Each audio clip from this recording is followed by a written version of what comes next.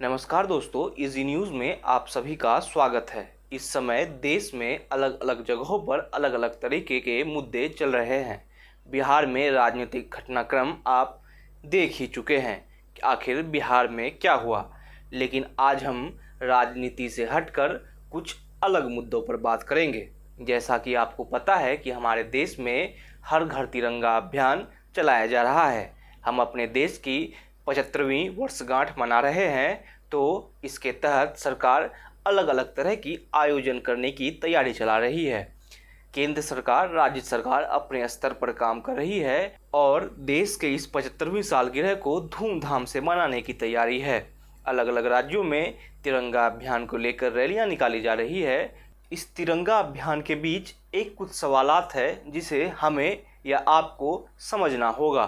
तिरंगा हम सब की शान है, जो भारत के सिर पर हमेशा से फहराता आया है।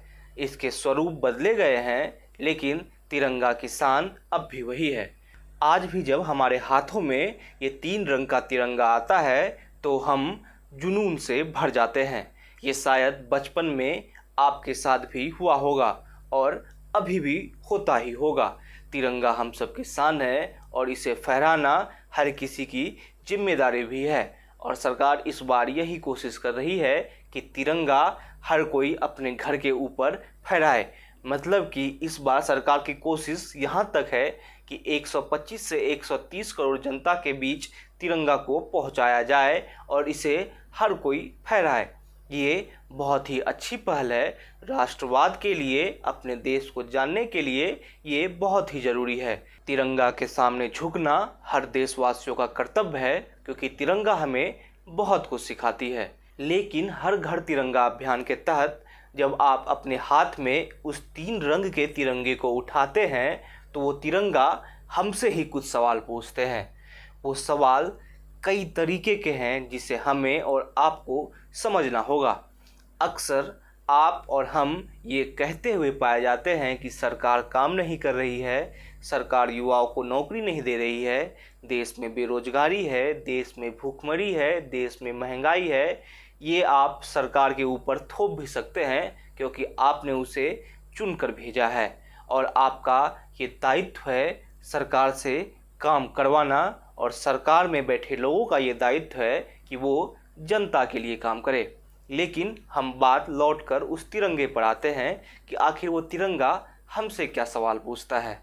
जब हम उस तिरंगे को अपने हाथ में उठाते हैं तो तिरंगा हमसे ये सवाल पूछता है कि संविधान के दिए हुए उन मौलिक तत्वों को क्या हम आज तक पहचान पाए हैं। क्योंकि हम तो अपने फंडामेंटल राइट्स को लेकर सरकार से मांग कर लेते हैं, अलग अलग जगहों पर जाते हैं, उच्चतम न्यायालय में फंडामेंटल राइट्स को लेकर कई तरह की केसेस चलते हैं। लेकिन अगर आप उसी फंडामेंटल राइट्स के बाद जब आगे बढ़ते हैं, उसी संविधान की किताब में कुछ फंडामेंटल ड्यूटीज़ भी है। क्या उन ड्यूटीज़ को हम पूरा कर पाए हैं?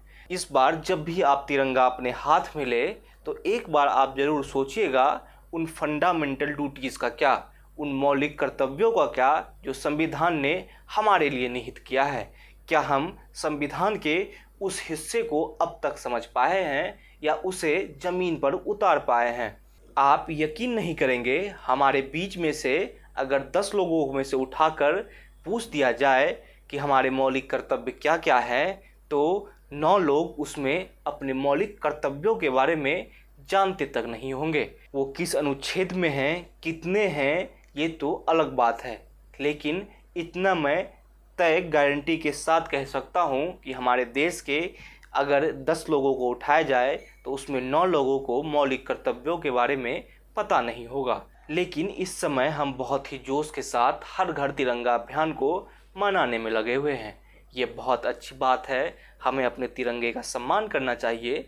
मैं बार बार ये कह रहा हूँ, तिरंगा वो बलिदान का प्रतीक है जो पूरे भारत को समेटे हुए है, जो पूरे भारत का दर्शन है। आप अगर दर्शन को समझते हैं तो कभी तिरंगे को गौर से देखिएगा। उस तिरंगे में आपको पूरा का पूरा दर्शन समाहित नजर आएगा। लेकिन उस तिरंगे के साथ ही उन मौलिक कर्तव्यों के बारे में भी सोचिएगा जो हमारे संविधान निर्माता हमारे लिए छोड़ गए हैं। जिसमें से हम शायद अपने जीवन में एक भी मौलिक कर्तव्यों को पूरा कर पाते हैं या नहीं। कभी उस चैप्टर को पलट कर देखिएगा कि उन फंडामेंटल ड्यूटीज़ का क्या। वैसे 15 अगस्त की आप सभी को हार्दिक शुभकामनाएं। आप बहुत जोश के ही साथ हर घर तिरंगा अभियान में हिस्सा ले, उतने ही जोश के साथ अपने घर पर तिरंगा फहराए, अपने आसपास तिरंगों को बताए, बच्चे को समझाए, तिरंगे के महत्व को दिखाए, लेकिन उसके साथ साथ अपने मौलिक कर्तव्यों को भी याद रखे। आज के वीडियो में बस इतना ही। अगर ये वीडियो आपको पसंद आया हो तो इस वीडियो को लाइक और शेयर करें और जाते जाते इस चैनल को सब्सक्राइब कर ले।